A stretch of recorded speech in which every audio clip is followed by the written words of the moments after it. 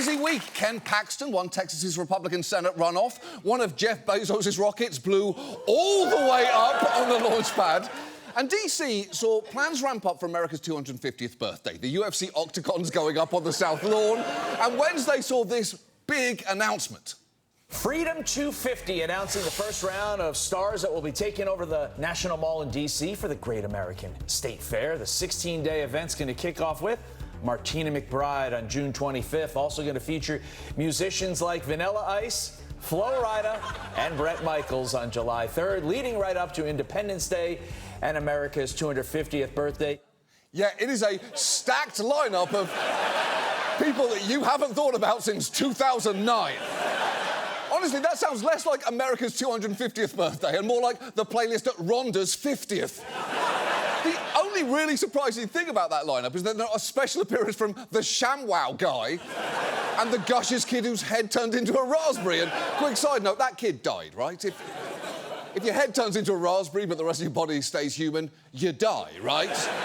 Now, crucially, the organisation planning that event, Freedom 250, is not the same thing as the non-profit America 250, led by a bipartisan board created by Congress. Instead, it's a public-private partnership launched by the White House with some dicey elements, including the fact that for $1 million, donors to it could get access to Trump. And as its political slant became clear, acts who were part of that initial announcement quickly began to bail.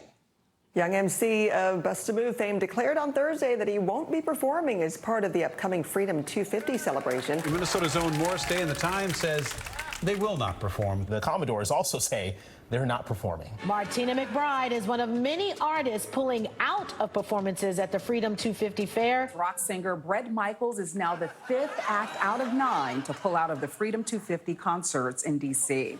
Yeah, that is a lot of cancellations, though I do have to tell you, Vanilla Ice did not pull out, which I do realise sounds like the answer to the question, why does that baby have frosted tips? And I should say, even some of the acts currently still scheduled to play may not be the exact people you're expecting. For instance, neither of the C's in C&C Music Factory will be performing. It's just their rapper, Freedom Williams, who'd initially agreed to perform, then considered backing out, then doubled down on performing because he was so mad that people were criticising him, a decision that he explained in this 7-minute video filmed in his bathroom. You keep pushing me, I'll do the motherfucking show in North Korea, pissing on a fucking American flag, smoking a Cuban cigar, drinking Venezuelan wine, playing golf with motherfucking Kim Il-jung with an Iranian bitch on my lap. While Trump's standing there with his dick in his hand. That's how much of a fuck I give what you think. I'm sitting on the toilet taking a shit. Ironically. Slap your ass in the face with some fucking wet napkins. OK, there is so much there, from the frankly gorgeous wallpaper to his shirt depicting, and this is true, Katniss and Peter from the Hunger Games, to the late-breaking reveal that he's taking a shit through all of it. And let me just say, if you don't like the idea of someone taking a shit while delivering a long rant, find another show, because that's right, every episode, the whole time.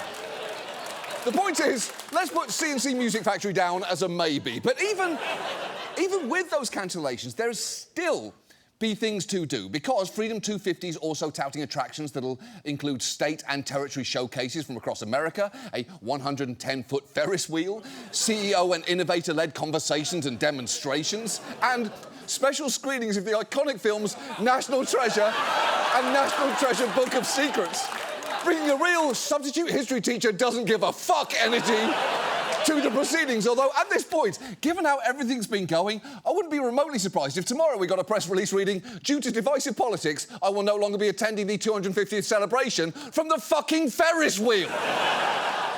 And look, there'll clearly be plenty more to say about America's 250th going forward. But for now, we're going to dive straight in with our main story this week, which concerns law and order. It's not just the phrase that'll be uttered at least 400 times at Dick Wolf's funeral. It's also something that Trump's made a cornerstone of his appeal to voters. I campaigned on law and order. I was elected by a landslide on law and order. They stand for crime and chaos and corruption. We stand for law and order and justice. There was a time that you weren't allowed to use the words law and order. You weren't allowed to use the term law and order. You weren't allowed to use the term Christmas. Merry Christmas, everybody, right? Remember that 2016 I ran on, we're going to bring back Christmas. We did. Now they're afraid to suggest it, but we brought that back. But law and order, we need law and order. Oh, yeah. How could we all forget that Trump saved Christmas? We all remember, right, that before 2016, the Hallmark Channel just ran movies called A Boyfriend for Winter, Finding Mistletoe for Strictly Agricultural Reasons, and I Fell in Love with a Chiseled Nordic-looking man who's secretly a prince on a normal Wednesday. Thank goodness Trump intervened. But it's not just rhetoric. He's touted all sorts of tough-on-crime tactics, from calling for the reopening of Alcatraz to advocating for the death penalty for drug dealers to launching a war on fraud to stop Medicare and Medicaid from being looted by criminals and thugs to signing the Lake and Riley Act mandating all undocumented people be held in federal detention for crimes as minor as shoplifting. But I actually want to talk about the other side of the coin here, where Trump's used the powers of the presidency to show mercy. Specifically, his use of pardons. You know, the power presidents use to spare turkeys every Thanksgiving, even if, as in this instance, the turkey really tries to push its luck. Hey, buddy, your pardon ain't in there. The executive power to pardon someone for federal crimes is enshrined in the Constitution, and it's virtually unchecked. And once a president decides to do it, there's basically nothing courts or Congress can do. And that is generally a good thing. As we've mentioned before in our piece on wrongful convictions, it's incredibly hard to appeal a conviction, especially in federal cases. And given there's no federal parole program and that some people are serving egregiously long mandatory minimum sentences, oftentimes under laws that don't even exist anymore, in a deeply flawed criminal justice system, getting a pardon can be someone's only real chance at relief. But, as you undoubtedly know, Trump's used pardons very selectively, as this scholar who studies them points out. One thing about clemency is that because it's an unchecked power of the president, it's going to reflect the values of that president. President Trump, we all knew before he was elected, things that are important to him include loyalty and celebrity. And so it should not surprise us that clemency has been used for celebrities and for those who have been loyal to him. Right, Trump has pardoned some famous shitheads, from George Santos to Rudy Giuliani to Sheriff Joe Arpaio. Quite possibly the most difficult fuck, marry, kill I've ever seen. I can't imagine anyone who'd pick Giuliani as the one to marry there, except for, of course, his cousin.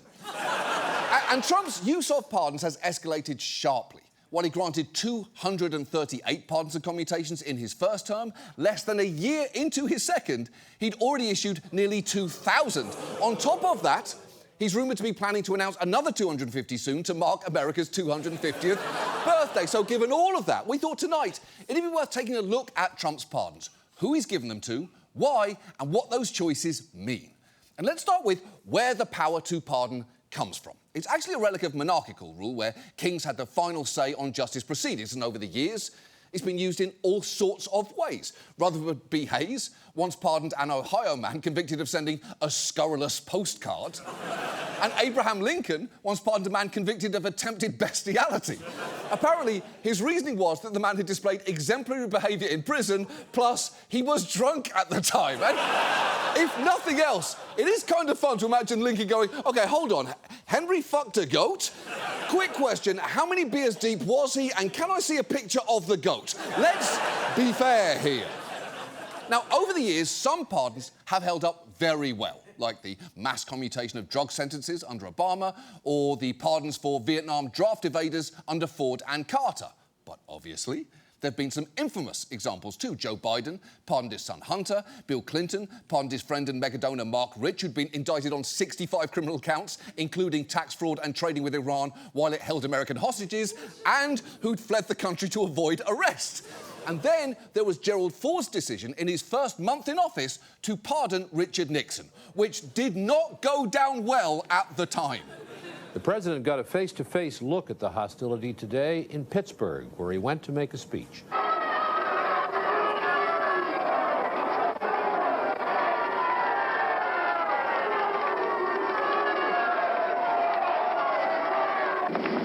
On the flight back to Washington, the president declined to talk to reporters about the pardon. His spokesman, Hushin, said the president knew the pardon would be controversial and was aware of the reaction. A White House switchboard operator told the president last night the volume of calls was very heavy and kind of unfavorable. Yeah, that's a pretty kind way for that operator to put it.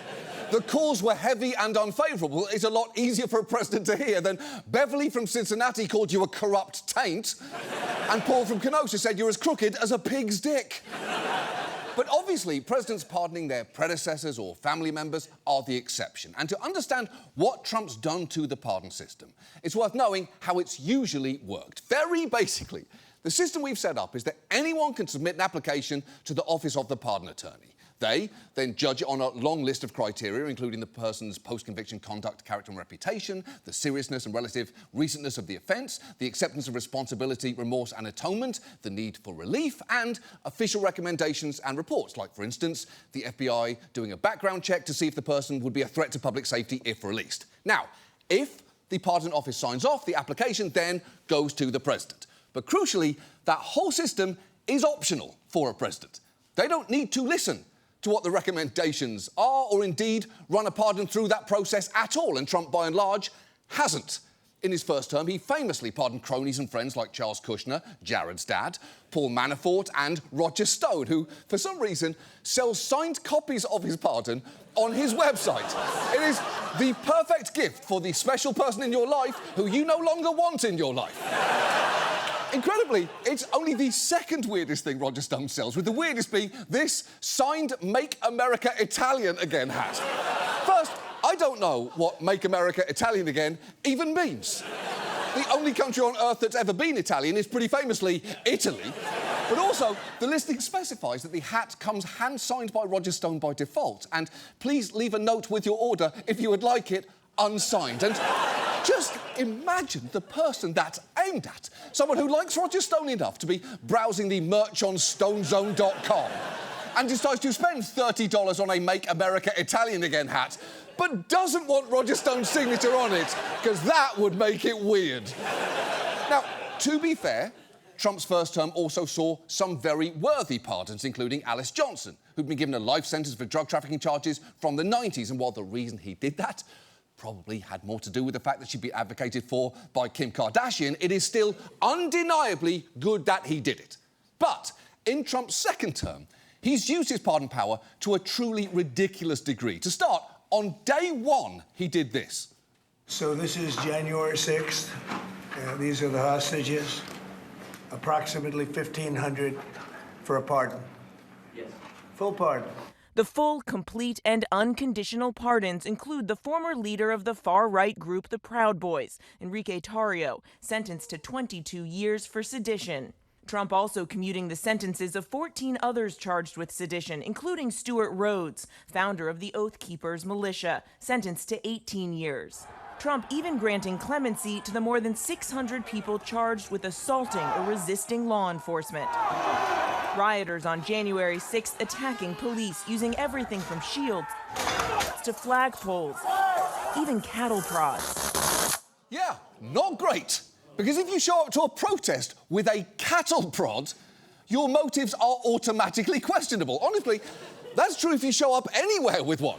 Next time your friends invite you to dinner, try showing up with a bottle of wine and a cattle prod and see how long it is before they say they're not feeling well and will have to invite you over another time. The very next day, Trump pardoned Ross Ulbricht, founder of the Silk Road dark web marketplace, who was serving a life sentence for his site becoming what the DOJ described as the most sophisticated and extensive criminal marketplace on the internet today, which is saying a lot considering I recently discovered a website charging people real human dollars for an autographed Make America Italian Again hat. If that's not a crime, I don't think I know what one is. So clearly that was a lot of wild decisions right off the bat. In fact, legal experts say no president has started a term with so many pardons that violate long-standing policies and norms. And those norms were there for a reason. Take those January 6ers. Even if you think many posed no threat to their community, there is a reason that it might have been good to do things like running background checks before allowing all of them to return home with zero supervision, because not only were many facing other charges at the time, in the year and a half since, at least 12 have been charged with other serious crimes, including assault, harassment, and murder plots. And when it comes to remorse, just listen to one of the more prominent January 6ers, Jake Lang. at a rally to celebrate the one-year anniversary of their pardons. You were accused of doing some violent stuff. Well, I was accused of defending my country versus the violence. Beating Capitol Police officers well, with a pole. These people were redcoats, traitors to the Constitution. They turned their weapons against uniformed police officers? Listen, it doesn't matter if you're uniformed. OK. You probably already know that he is full of shit, but let's address the most striking part of that, his outfit. Because what is happening there? I didn't realise you could get scarves in the wrong size.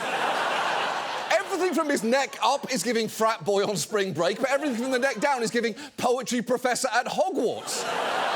He looks like what would happen if Steve Carell fucked Gru, which must be something that Steve's thought about, right? Doesn't every voice actor wonder what it'd be like to have sex with the cartoon character that they voice? I know I have. I've thought about what it would be like to fuck Vanity Smurf and what it would be like to fuck Zazu. It's not because I find it arousing, I don't. But you can't tell me that you wouldn't be curious what it'd be like to fuck someone and hear your own voice coming out of their mouths. It'd be so strange. And if you think, well, why would you find a cartoon character sexually attractive in the first place? First, lots of people do, but that's not what this thought exercise is asking, really. For the record, I don't find either of these characters attractive, but let's suppose there was a universe where I did, and they found me attractive. Could I go through with it if they sounded exactly like me? Because it's not like I'd be fucking myself, is it? I'd be fucking someone else that just has my voice. How would that feel? How would I react if, mid-coitus, I heard my own pleasure moans coming out of Zazu's beak? Would it ruin the whole thing? Would I somehow enjoy it? And if so, does that make me a narcissist?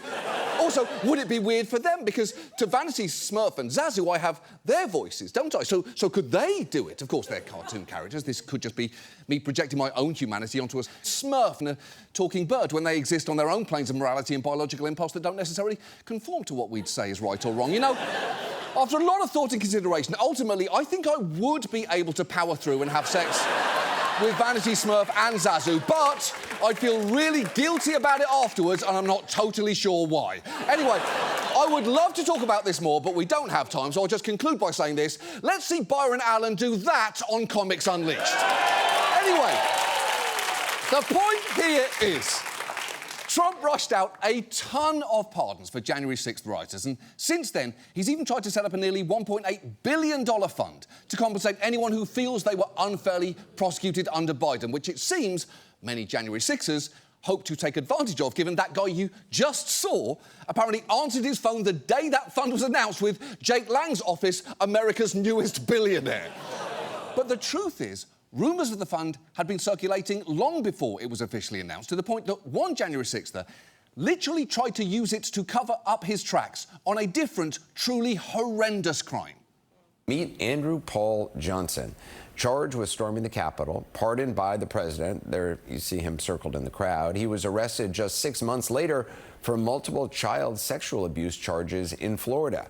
And apparently he tried to buy the silence of one of his child victims by claiming he stood to receive $10 million as restitution for being a January 6er. Holy shit! I don't know if there is any clearer example of two wrongs don't make a right than trying to silence your child victim with your treason money. And look, if Trump's pardons were only about releasing January 6ers and funneling money to them, that would be bad enough. But it goes well beyond that. More than 50 of the pardons and commutations he's made in his second term are for fraud, and white-collar offences such as money laundering, bank fraud and wire fraud are among the most frequent crimes he's wiped clean. It's ranged from your Ponzi schemers to campaign finance violators to this man, Trevor Milton. He was the founder of an electric trucking company called Nikola, which he apparently wanted to name after Nikola Tesla, but as Tesla was already taken, he went with Nikola instead, a name only marginally more creative than Tesla 2, Tesla with 2 A's and Tesla again, but different. Anyway, Nikola's electric truck looked pretty impressive. Here is a video that was posted to the company's social media captioned, "Behold, the 1,000 HP, zero-emission Nikola semi-truck in motion." The only problem was, as the company later admitted, the reason that truck wasn't emitting anything is that it had been towed to the top of a hill and allowed to roll down, making it the perfect truck for anyone who's environmentally conscious and needs to commute to the bottom of a hill exactly once and then never again. Now, Milton wound up being convicted of defrauding the company's investors with what prosecutors said were his repeated lies and was facing a 4-year prison term. He was actually appealing that when Trump suddenly stepped in to pardon him. And here is Milton telling the moving story of how Trump broke the news to him over the phone. He says, well, Trevor, I've heard your story, and what they did to you was evil and disgusting. It was wrong on every level. And I'm going to issue you a full and unconditional pardon. The highest pardon a president can give a human is a full and unconditional. And I'm going to issue you a pardon. You don't deserve what you've been through. I'm so sorry. And he says, you're clean. You're cleaner than a baby's bottom.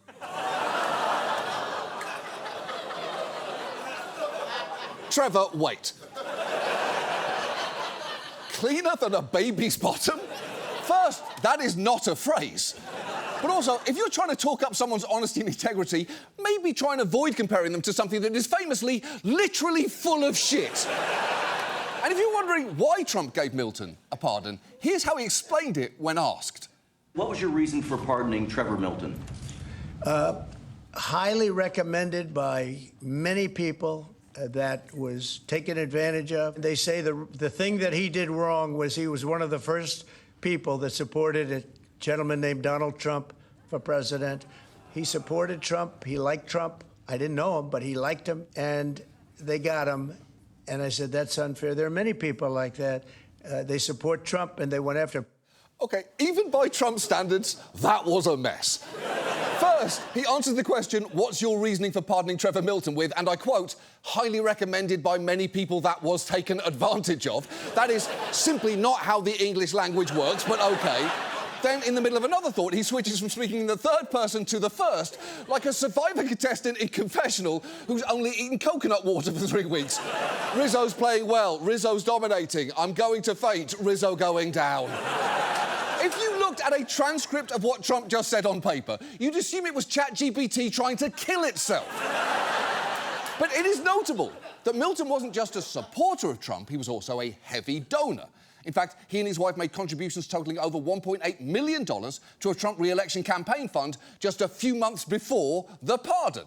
And if that helped swing it, it was frankly money well spent, especially given that in addition to prison, Milton was also facing roughly $676 million in restitution costs. And while historically presidential pardons don't wipe those away, and for very good reason, in Milton's case, it did.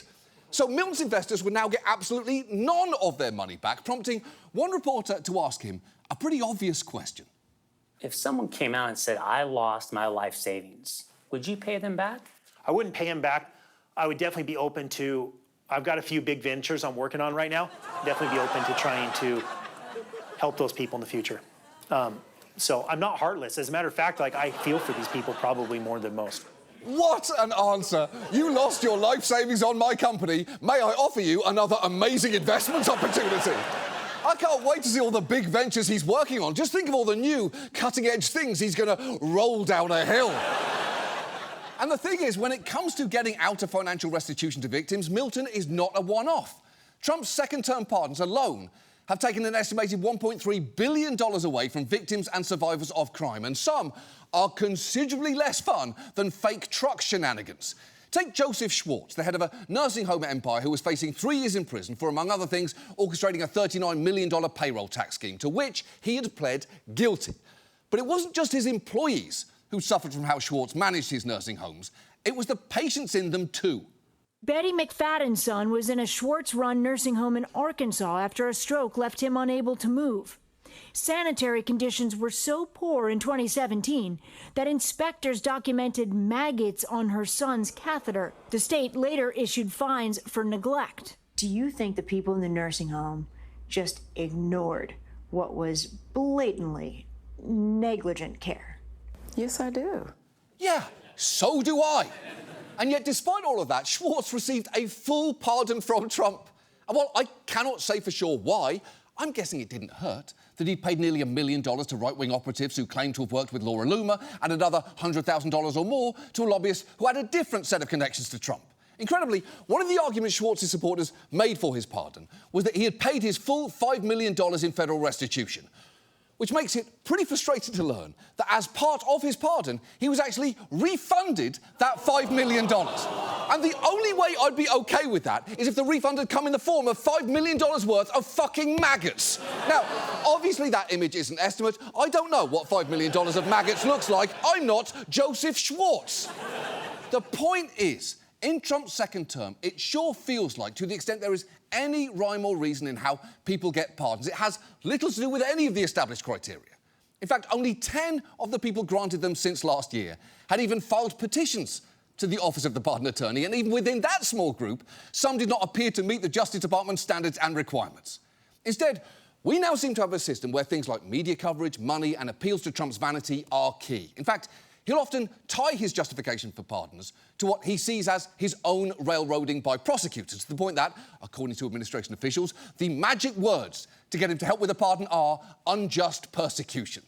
Take what happened with the former president of Honduras, Juan Orlando Hernandez, who was pardoned after Roger Stone, famous hat salesman, advocated on his behalf, and after Hernandez's wife appeared on Matt Gaetz' show to claim that, just like Trump, my husband is a victim of the DOJ's Biden lawfare agenda, which is a pretty big stretch, given what her husband was convicted of. Hernandez was convicted in 2024 of what prosecutors called one of the biggest and most violent narco-trafficking conspiracies in the world, protecting drug routes in exchange for millions. In total, prosecutors said he helped flood the U.S. with more than 400 tons of cocaine. He allegedly even boasted they were going to stuff cocaine up the gringos' noses. Yeah, pretty bad. I mean, the violent drug conspiracy part, that is, not the stuff cocaine up gringos' noses. If anything, that's just helpful customer service. That's at-home installation and troubleshooting. It's essentially Geek Squad, but for cocaine. And you're thinking, wait, hold on, wasn't stopping the flow of drugs across the southern border Trump's whole deal? Isn't that why we recently kidnapped a different country's leader and why we're blowing up boats off Venezuela on a regular basis? In fact, wasn't their bringing drugs one of the first things Trump burped into our collective brains a decade ago after descending from hell's mezzanine? Yeah, it very much was. And if the world had any justice, his shoelaces would have gotten stuck right then and there. And today, instead of intuitively associating Trump with America imploding, we just associate him with the need to be really careful at the mall. Look up from your phone there, Alyssa. You don't want to get trumped outside an American eagle. Learn from history. But maybe the best way to understand just how fully the brakes have come off is to look at what happened with the crypto trading platform Binance.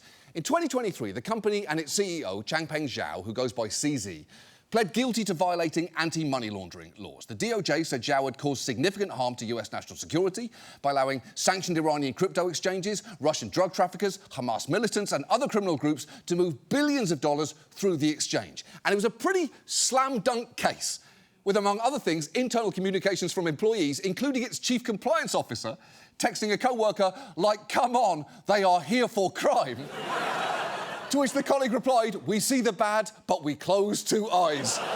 Which is both a flagrant admission of guilt and also a frankly gorgeous way to describe playing peekaboo. Binance's plea agreements constituted the largest settlements in history, and the company paid more than $4 billion in fines. And yet, seemingly out of nowhere, Trump gave Zhao a full pardon. And when asked about that just a few days later, his answer wasn't great. He pled guilty in 2023 to violating anti-money laundering laws. Right. The government at the time said that CZ had caused significant harm to U.S. national security, essentially by allowing terrorist groups like Hamas to move millions of dollars around. Why did you pardon him? Okay, are you ready? I don't know who he is. I know he got a 4-month sentence or something like that, and I heard it was a Biden witch hunt. There it is. There it is, right there. Trump's classic move of claiming he does know someone after it turns out his association with them might be a problem. He literally says, are you ready there? As if to prepare everyone for the incoming bullshit, OK? Buckle the fuck up, everyone, because even by my standards, this lie is about to be an absolute doozy. But Zhao's pardon may not just have been down to the Biden witch hunt factor, because it turns out just months before it came through, Binance had done a crypto deal that benefited the Trump family massively. Very basically, a UAE investment fund bought a stake in Binance, and to do that, they used $2 billion worth of the crypto coin associated with the Trump family's World Liberty Financial. That meant $2 billion was now parked indefinitely with the company, off of which the Trumps could then earn interest. And while Binance will insist that there was no quid pro quo and that it didn't choose the crypto coin in question, what it can still very much do is determine exactly how long World Liberty continues earning interest on that $2 billion, which is pretty meaningful, given even a 4% yield would generate $80 million annually, of which the Trump family would be entitled to around $30 million a year, which is a lot of money. I mean, $30 million, that's a million signed Italian felony hat. That's ricchezza. And it's not just me that thinks that Zhao's pardon looks bad. Even Joe Lonsdale, a co-founder of Palantir and a big Trump supporter, tweeted, "Trump has been terribly advised on this. It makes it look like massive fraud is happening around him in this area." And I do not love being on the same side as that guy. It makes me second-guess everything now. Imagine if Tucker Carlson announced that The Comeback is his favourite show of all time. I think I'd kill myself. So, what do? Well, legally, there is not much that we can do, especially given the Supreme Court's found that a president can't be prosecuted for official acts, which giving out pardons unquestionably is. And while some critics have suggested reining in the president's pardon power, I would want to tread very carefully there. Because historically, the harm of sketchy pardons has generally been offset by clemency coming for many more who actually deserved it. The problem is that right now it feels that that ratio has been reversed and that outside of a few exceptions, it's basically just the scumbags and fraudsters with connections to Trump who get pardons. As one lawyer put it, if you're just an average citizen, you can't even get in the line. I told my guy he'd probably be better off if he broke into the Capitol or made a major donation to Trump's inauguration, which is pretty bleak, isn't it? Especially given just how much Trump loves to rail about how tough he is when it comes to law and order. But that toughness is clearly deeply selective, because he'll happily put violent people and fraudsters right back on the streets to victimise people again just because they support him. And that's frankly not likely to stop anytime soon. In fact, he's reportedly promised his top administration officials pardons before he leaves office, effectively meaning that they can get away with any federal crimes that they may commit during his second term, which, among other things, means RFK Jr. is about to enter the illegal wildlife trade in ways that we have never seen before. The hypocrisy here is just so flagrant. Just last week, administration officials triumphantly announced indictments as part of their ongoing crackdown on healthcare fraud. But, as reporters quickly pointed out, some of those fraud cases seemed strikingly similar to those for which Trump has granted clemency when people had connections to him. And when one reporter pointed that out during the DOJ's press conference, the answer that he got was pretty revealing. President Trump has granted clemency to numerous individuals who have stolen hundreds of millions of dollars in Medicaid funds. Can we expect Amy Bach or any of these folks to be shown the same mercy in the future? I'll take a different question as the final question. I mean, that is not even an attempt to explain, is it? And if someone is dodging a question that hard, it means the answer is truly bad. If you ask your girlfriend, "Will you marry me?" and she says, "I'll take a different question," go ahead and download Hinge, because whatever the real answer is does not bode well for you. And look, while that answer is clearly laughable, the underlying message is pretty dark. Because I know it is not news that America has a two-tiered justice system. But this is taking it to an absurd extreme. The way we're going right now, we may well end up at a point where we don't so much have a system of laws as much as we just have a guy. And if you're on that guy's team, you basically get to commit crimes. But the thing is, that's just not the social contract any of us signed up for. All of this is a very, very slippery slope. And the problem is, much like a nickel a truck, once we start going down that slope, it could be very hard to come back. And now, this. And now, people calling into C-SPAN on their birthday. Don is next. Burke, Virginia, Democrats line. Good morning. Good morning. It's my birthday. Well, happy birthday. Elroy, Wisconsin, independent caller for Eamon Javers. Hey, Harold. Good morning, gentlemen. Morning, sir. Yes, it's my birthday today. I'm 84 years old. Happy birthday. Happy birthday. Thank you very much. I am a senior citizen. Today is my birthday, and I'm 80 years old. Happy birthday. And, thank you. By the way, today is my birthday, and I'm glad to be on this earth. Happy birthday. How old are you, Vivian? Do you mind me asking? 72 years old. Happy 72nd birthday. I came into this world 86 years ago today. Happy birthday, Bob. Well, thank you. I feel good about that. I'm still kicking. Greta, something you didn't know, I just turned 90. Oh, happy birthday. Oh, thanks. Tomorrow's my birthday. I had 2 vaccines and the booster, and I'm sick right now. And so, goodbye. How old are you going to be tomorrow, Jane? 76. No, what? God, 75. Happy 75th birthday, Jane. Hello, good morning. How you doing today? Good morning. It's my birthday. I've been trying to get in for months and months. I finally got in. Happy birthday. Thank you. First of all, I want to say today is my birthday, and I listen to C-SPAN every day that I'm off. Good morning, Steve. I cannot tell you how excited I am to see you back on the air. It is my birthday, and I can't tell you this is the best birthday gift I have ever received. Well, happy birthday. Wonderful to see you back. Very excited. Good morning, Greta. Well, today is my birthday, and Happy birthday. thank you. And prior to the explosion of the Challenger, there was never anything memorable about my birthday, but since then, people remember it. Moving on. Before we go, a quick word about movie posters, helping boys in college make bad decorating decisions from the jump. Hello, my personality is Scarface. Welcome to my hole. The best posters find a way to sum up a film in a single image, whether it's Uma Thurman doing some armed bedtime reading, or Jodie Foster with a death moth on her face, or Ghost, which conveys in an instant that it's a sexy supernatural romance. But I'm going to show you another poster for that same movie that went in a slightly different direction. This obviously looks nothing like the actual poster for Ghost. None of this happens in Ghost. You have Patrick Swayze here, Demi Moore kind of screaming in agony, and Whoopi Goldberg's head bursting through Demi Moore's body. Again, none of that happens in the movie. That is excellent, especially her clarifying none of that happens in the movie. Girl, we know. Even if all you know about Ghost is pottery that fucks, you are probably aware that Whoopi Goldberg does not here's Johnny her way out of Demi Moore's uterus.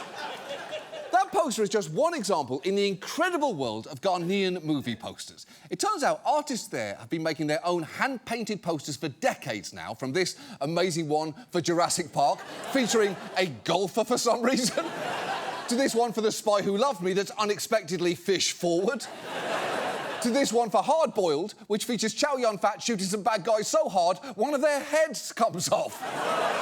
And there is an interesting explanation for this tradition. Back in the 1980s, the widespread introduction of foreign videocassettes into Ghana led to the creation of a mobile cinema phenomenon. Basically, local entrepreneurs bought TV monitors, VCRs and portable gas-powered generators, then travelled around setting up makeshift screening areas in villages with limited or no electricity. But they hit a roadblock when it came to advertising, because at that time, Ghana was under a military dictatorship whose laws had cut off the importation of the large-scale offset printing presses you'd use to make posters. So instead, local artists were commissioned to make their own, often using repurposed flour sacks as a canvas. And as this artist explains, they had a lot of freedom to improvise. In those days, there were posters that would come with the movies, but we'd decide what to paint by watching the movies ourselves and selecting the scenes that we wanted to see. Western action films were mainstays, as were those from China and Bollywood. Many posters include paranormal elements and gratuitous violence, even if the films had none. I love that idea. Giving someone the freedom to make movies seem more interesting than they might otherwise be. Because it has led to some truly unique representations. For instance, this poster for Predator has Predator holding a naked woman in the background, which does not happen in the movie. And this one for Hellraiser 3 has Pinhead eating a person whole, which wasn't in the movie, but frankly should have been. Although, as this cultural anthropologist explains, that approach had both pros and cons. Sometimes you have things depicted on the posters that will arouse your interest because you think that you are going to see those depictions in those movies. It created tensions where you have certain folks demanding their money back because they've been deceived, right? Yeah, that makes sense, doesn't it? If you buy a ticket to The Spy Who Loved Me, thinking you're going to see the big red fish, and he hasn't shown up an hour into the movie, you're going to start whispering to your date, "I'm so sorry, I know you wanted to see the big red fish. I'm so sorry about this." And if your date happens to be a big red fish, You'd also have to say, I know there aren't a lot of good representations of big red fish and you wanted to see yourself and your struggles on the screen. Again, I'm really so sorry about this. But he is not kidding there. One Ghanaian artist said, for a Chinese movie that he assumed was a martial arts film, he painted actor Jet Li delivering a beatdown, but neither Jet Li nor fighting was in the film. And when angry customers began demanding their money back, he sneaked out. And while all of this was born out of commerce, it truly was an art form. Many of the artists were well-trained and did 3 to 4 year apprenticeships. But after the dictatorship fell and Ghanaians gained access to cheap printing techniques and home TV sets, the demand for these artist services declined. Unfortunately, many were unable to make a living as artists and had to go back to doing ordinary jobs. But thankfully, after attracting international attention over the last decade, Ghanaian artists partnering with this gallery have been getting commissioned to make new posters for collectors and fans. Some have even specialised in taking non-action movies and amping up the violence, like in this one from Ferris Bueller's Day Off, where everyone has guns and Jennifer Grey is slitting Cameron's throat because she has had enough. Or this one for The Wizard of Oz, where every supporting character is a vampire. The Tin Man doesn't have a heart, but does have a bleeding human arm that he appears to have cut off with his own axe. And Toto is the only one reacting appropriately. Meanwhile, action movies can get amped up even further, like in this poster for Star Wars, featuring a car crash, multiple exploding torsos, an ant attack, and Yoda going absolutely feral, all of which are enough to distract you from the fact that there's a fucking werewolf on the poster. But the more you study these posters, the more you start to see some patterns. Snakes, for instance, are a constant motif showing up in unexpected places, like in this poster for Cool Runnings. Snake. Or this one for The Matrix, snakes and more snakes. Or this one for Willy Wonka and the Chocolate Factory with snakes launching themselves out of a demonic violet Beauregard. Other posters shoehorn in characters that don't appear in the film, like this version of Magic Mike featuring Macho Man Randy Savage. Or this version of Flubber featuring Alvin and the Chipmunks, where not only are they at the beach, but also Flubber has 2 guns. Or this portrayal of the shark from Jaws with rippling abs and also Chuck Norris. These artists are incredible, and just think of the talent it takes to be presented with a movie like, say, Paddington, a movie where, famously, an orphaned bear goes to London and is taken in by a kindly family, but then have the imagination to say, OK, I think I got it. So, for a poster, you probably want something like this, then. That is an absolute masterpiece. And I'm genuinely glad these posters are becoming popular again, especially because, as that anthropologist points out, it is helping keep a tradition alive. We need to have a way of motivating, upcoming artists to be rooted in this tradition. To preserve this way of painting, we need to have a way of, motivating these artists, to grow. Yeah, he's right. Artists need support. Even Da Vinci had wealthy patrons, although, to be fair, if he'd been regularly cranking out gold like this face-off poster, he might have had a lot more. If I'm a Medici, I'm throwing all my florins at that. And while we can mourn the loss of the original purpose of these posters, which, remember, was to lure unsuspecting Ghanaians to see movies by completely misrepresenting the number of decapitations in Space Jam, it is nice to know that these artists are finding a new market among international collectors, because you can still get some great custom work done.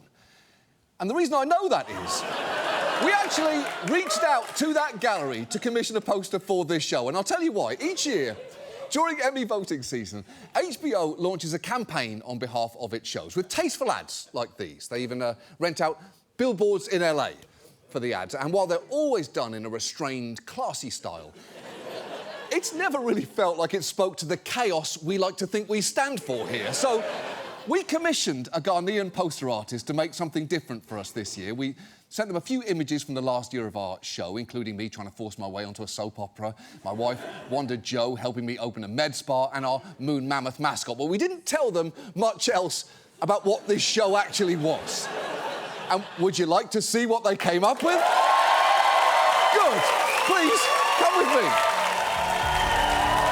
Because all we asked them to do was to use their imagination, include at least one character who is not a part of this show, and to use as many of their regular tactics as they wanted to. So, may I present to you, from Ghanaian artist C.A. Wisely, a poster that I think truly represents what this show is about. Behold! masterpiece. It has everything that you want. It's got me holding a gun and also a second gun. It's got our wooden cabbage man statue from our AI slop story. It's got me drinking wine with a horse, who, by the way, seems to have an elegant human hand. It's got a chainsaw cutting through tentacles, blood, snakes, an explosion, and also the fucking Fonz is there. And he's holding a pickaxe for no clear reason other than, I'm guessing, to defend himself from everything that is happening around him. I love this painting so much. I think we can all agree it is an ad for a much more entertaining show than the one you just watched.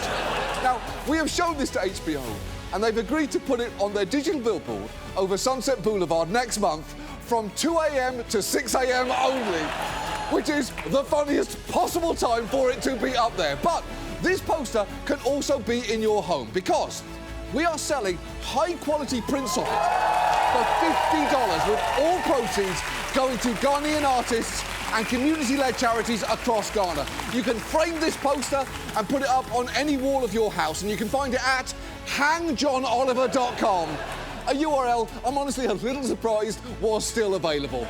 That is our show. Thank you so much for watching. We'll see you next week. Good night. It's beautiful.